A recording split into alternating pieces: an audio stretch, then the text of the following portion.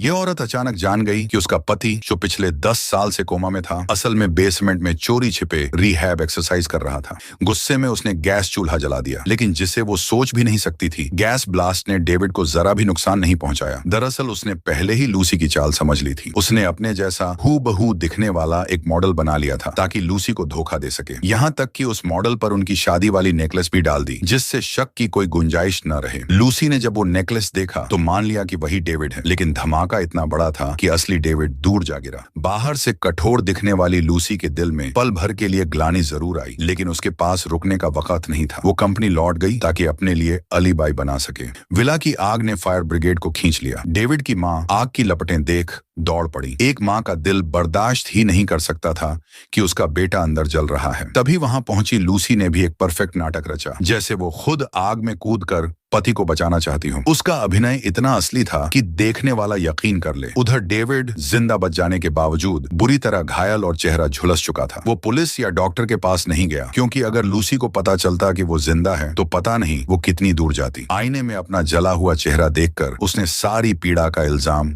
उसी पर लगाया। लूसी की लालच यही नहीं रुकी। वो पति की प्रॉपर्टी और कंपनी अपने नाम करना चाहती थी, लेकिन रजिस्ट्रार ऑफिस से पता चला कि डेविड अपनी सारी संपत्ति पहले ही दान कर चुका है। निराश लूसी ने अगला निशाना उसके पिता की कंपनी पर लगाया। फर्जी डॉक्यूमेंट्स के दम पर उसने कंट्रोल ले लिया। डेविड के पिता के पास सबूतों के आगे मानने के अलावा कोई चारा न था। इसी बीच डेविड ने ठान लिया वो पूरी तरह नया इंसान बनेगा। उसने पूरा प्लास्टिक सर्जरी कराया। हर दर्द उसे लूसी की गद्दारी याद दिलाता, और यही बदले की आग उसकी जीने की वजह बन गई। जब सर्जरी के बाद उसने पहली बार आईने में देखा, एक अनजान मगर बेहद हैंडसम चेहरा उसके सामने था। अब उसी चेहरे के साथ वो अपनी प्लानिंग शुरू करने वाला था। और किस्मत देखिए, लूसी पहली नजर में ही इस नए आदमी पर फिदा हो गई। ठीक यही तो डेविड चाहता था। लूसी का असली डरावना सपना अब शुरू होने वाला